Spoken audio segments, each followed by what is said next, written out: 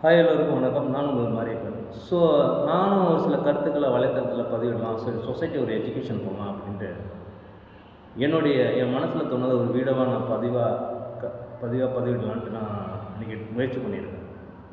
வெளிநாட்டில் தான் Israel, Iran குண்டு மழை பொழிஞ்சு அங்கே உள்ள மக்களை கொண்டுகிட்டு இருக்க அந்த உயிர் பயத்துலேருந்து சரி ஓகே அப்படி ஃப்ளைட்டை பிடிச்சி நம்ம ஏரியா தமிழ்நாட்டுக்கு வந்தாக்கா இங்கே பார்த்தாக்கா எந்த சேனலை திறந்தாலும் பார்த்தீங்கன்னா இங்கே பார்த்தா பாலியல் வன்கொடுமை, அங்கே பார்த்தாக்கா கொலை, லாக்அப் டெத்து, இதை மாதிரி நிறைய எந்த சேனல் இருந்தாலும் இதே மாதிரியே பிரச்சனை தான் ஓடிக்கிட்டு இருக்கு.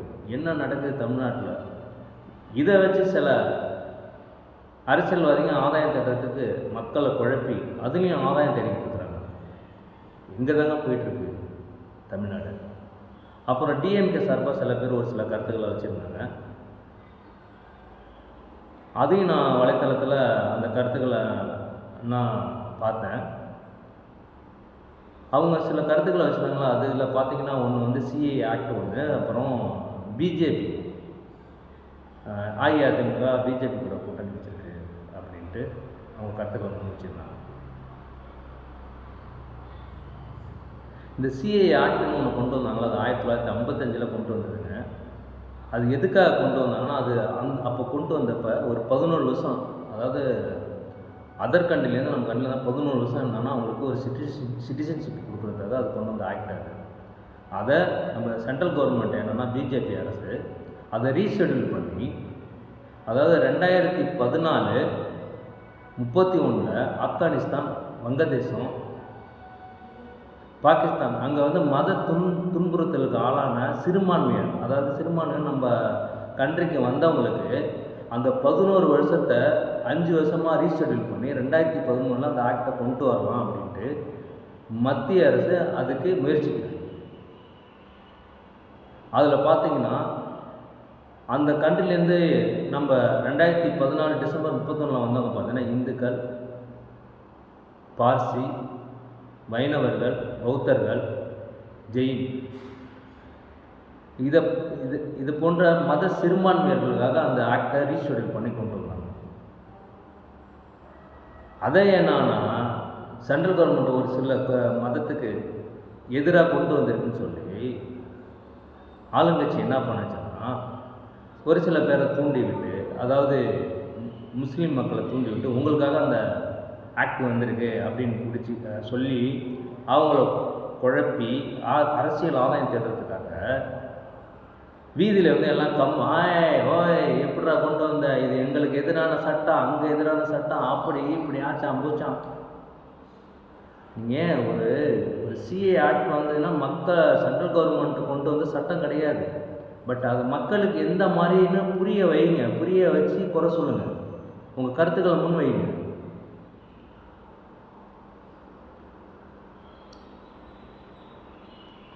அப்புறம் பிஜேபி கூட அஇஅதிமுக கூட்டணி வச்சுருக்கு, அதனால் எங்கே போனாலும் சிறுபான்மையிட்ட ஓட்டு கிடைக்காது அப்படின்னு நீங்கள் மக்களை குழப்பிக்கிட்டு இருக்கீங்க. இப்போ ஒரு அரசியல் ஆதாயம் ஓட்டுகளை, அவங்க ஓட்டுகள் உங்களுக்கு வேணுங்கிறதுக்காக நீங்கள் அந்த கருத்துக்களை முன் வச்சுக்கிட்டு இருக்கீங்க.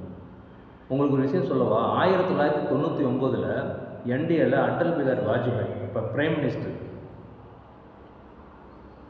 அப்போ வந்து டிஎம்கே என்டிஏ கூட்டணியில் இணைஞ்சு நம்ம தமிழ்நாட்டில் 26 சட்டமன்ற பிஜேபியோட சட்டமன்ற உறுப்பினர் 26 பேர் சட்டமன்ற உறுப்பினராக இருந்திருக்காங்க. அது உங்களுக்கு தெரியுமா? 1999 ஆரம்பித்து 2004 வரைக்கும் அந்த கூட்டணி கண்டினியூ பண்ணாங்க. பிஜேபி யாருன்னு கொண்டு வந்தது தமிழ்நாட்டுக்கு, அதை கொஞ்சம் அந்த ஹிஸ்ட்ரி கொஞ்சம் போய் பாருங்கள். அதை பார்க்காம உங்கள் கருத்துக்களை வந்து மக்களை குழப்பி அரசியலாக தான் தேடாதீங்க. ஒரு நேர்மையான அரசாக மக்களுக்கு சேவை செய்கிறதுக்காகவே ஒரு சாமானியனாக நான் அந்த கேள்வி கேட்குறேன். பயமாக இருக்குங்க. வெளியில் போனால் தூத்துக்குடியில் விளாத்திக்குளத்தில் 14 வயது சிறுமி, 17 வயது சிறுமி, அப்புறம் கிருஷ்ணகிரியில் 2 வயது சிறுமி, 70 வயது மூதாட்டி, நாமக்கல்லில் 14 வயது பொண்ணு, பாலியல் வன்கொடுமைங்க, பாலியல் வன்கொடுமை எது திறந்தாலும் சேனல், எந்த சேனல் திறந்தாலும் இதுதான் ஓடிட்டு இருக்கு. கொஞ்சம் பாருங்க. அப்புறம் இதெல்லாம் பற்றி வீதியில் இறங்கி போராட்டம் பண்ணுங்க. இதை மாதிரி இடதுசாரிகள் கட்சிகள்லாம் எங்கே போனாங்க என்னன்னு ஒன்றுமே தெரியல. இது மக்களுக்கான அரசு மாதிரி ஒன்றும் தெரியல. அரசியல் இந்த சிஎம் போஸ்ட்டில் உட்காரணும், அதுக்கு மக்களை எப்படி வேணாலும் நம்ம ஆக்ட் பண்ணலாம், அவங்கள எப்படி வேணாலும் நம்ம யூஸ் பண்ணலாம்னு நினைக்கிறா அந்த தவறை விட்டுடுங்க தயவுசெய்து. இங்கே பார்த்தா 4 பேரை பிடிச்சி வெட்டுறாங்க, அங்கே பார்த்தா லாக்அப் டெத்து. என்னங்க சட்டம் ஒழுங்கு சீர்குலைஞ்சிருக்குங்க தமிழ்நாட்டில்.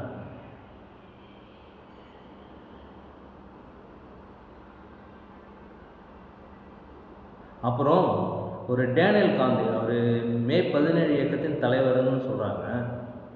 அவர் வந்து இப்போ ரீசெண்டாக இடையில வந்து ட்ரெயின் ஸ்டேஷனில் இல்லை ஹிந்தி எழுத்தெல்லாம் அழிச்சிட்டு இருந்தார். ஸோ ஓகே, வரவேற்கு. தமிழை வந்து நீங்கள் வந்து தமிழை வளர்க்குறீங்க, ஓகே நாங்கள் ஏற்றுக்கிறோம்.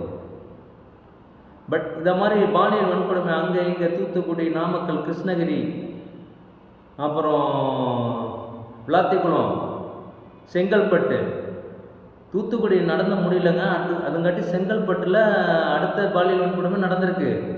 இதுக்கெல்லாம் நீங்கள் வந்து வீதியில் இறங்கி போராட்டம் பண்ணுங்கள், நாங்கள் உங்களை நம்புகிறோம்.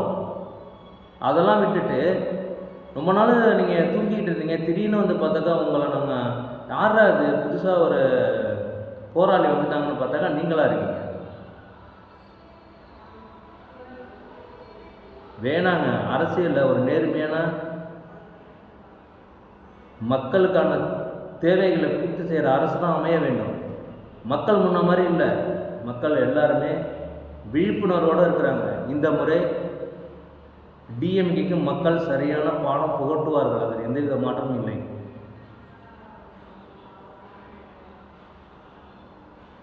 பிஜேபி அரசை ஏங்க குறை சொல்லிக்கிட்டே இருக்கீங்க? நீங்கள் தானேங்க தமிழ்நாட்டில் கொண்டு வந்து உள்ளே விட்டது.